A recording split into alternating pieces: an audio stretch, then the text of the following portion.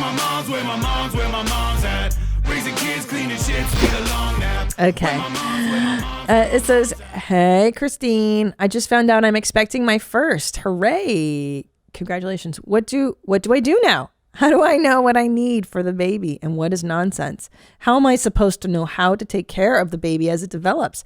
What are some good resources or tips for learning how to care for a human? I want to raise a kind child, but not a pussy. Please tell me what to do. Piss on me, be me, Lindsay." You got it, Lindsay. Now, here's the deal.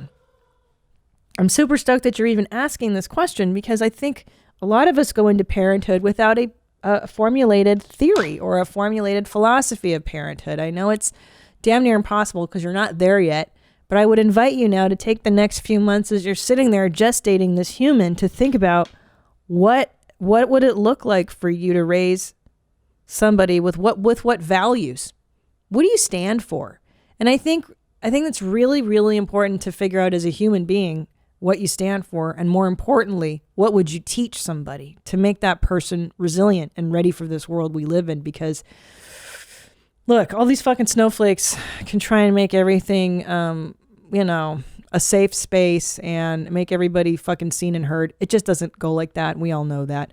But what you can do, and here's my philosophy of parenting, is number one, resilience. I believe in cultivating that. I believe in teaching them not at a young age, obviously, what the realities are, but how to rise to occasions and not crumble to the world and not be afraid of the world, and also to feel feelings, which is something I struggle with, and to, live a full life. A lot of people say, I just want my kids to be happy. Well, what the fuck does that mean? Happiness is the most narrow, shallow, and meaningless thing in the world. Why? Because I can buy a purse and be happy for 5 minutes and then I'm on to the next thing. Happiness is fleeting. You need to have, I think, bigger values that underline happiness. For instance, meaningful work, finding meaning, finding purpose. So when people say, you want your kids to be happy, they're going to be happy. I was happy when I was dirt poor and confused as shit in my 20s. I'm happy now as a successful-ish human, right? I'm still a work in progress. So that's a stupid goal. So think about what it is, what's important to you, and how you will teach that and how you will cultivate that. Okay, some practical stuff for those of you that are pregnant. Ask somebody that just had a baby for an Amazon list of items to buy. They change every few years. But number one, a wiper warmer. Trust me, it sounds crazy. A wiper warmer. You get that on Amazon.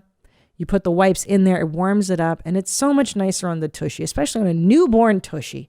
This was the best gift. Greg Fitzsimmons gave this to us, and I buy these for people every single time. And they have a little light that glows so that the kid gets a glow on there. The Munchkin one is really good. I like Munchkin brand. That's always good. All their Munchkin stuff has been outstanding for me. A diaper pail. Do not get the diaper genie. That is disgusting. The diaper genie makes you cut the bag and then tie it, and there's shit everywhere, and you'll get shit on your hands. Get the Munchkin diaper pail. That is a banger. Get a dresser with a changing table on it so that when the kid's done with diapers, you can still use the dresser. So don't buy a separate changing table and dresser. That's a huge one. Buy a crib that can turn into a toddler bed later, and also order the crib in advance. Those shit take like 2 months before they show up at your door, homie. So don't wait until you're fucking 9 months pregnant to start putting your nursery together. Start that shit at the beginning of your second trimester, because you will be too tired in your third trimester to do things like put a nursery together. So put that nursery together in your second trimester, and read the books on sleep training now before that baby comes out of you, girl. Because once that baby's out, you're gonna be too motherfucking tired to read, and you're so out of your mind that you won't be able to think. So you're gonna sleep train your kid. I don't think it's the devil. There's gentle ways to do it. There is a book called The Sleep Easy Solution. It is tiny. It is intuitive. It is easy. Everybody handed this book to me when I had my baby, right? My first baby. And I use it again on the second. The Sleep Easy Solution. Also, The Happiest Baby on the Block is a huge, great resource for newborns. So that's the newborn phase. And then you're going to read a book by Tracy Hogg. Is it Tracy Hogg? I read this and this was fantastic. Secrets of the Baby Whisperer. Tracy Hogg is an English woman, and she's specializes in babies. She'll help you identify what the temperament of your baby is, and then she'll help you formulate a schedule. I'm a firm believer in schedules for babies, for children, for everybody. That way, baby has they know what to expect, and you get downtime, you get nap time, you get everybody's needs get more met that way if you put that baby on a schedule. Dr. Spock, I like him. I know he's OG. Read the book called The First 2 Years. I found that to be very helpful. Oh, and I liked Bringing Up Bébé. That's a woman who spent some time in France and wrote about how the French bring up their children.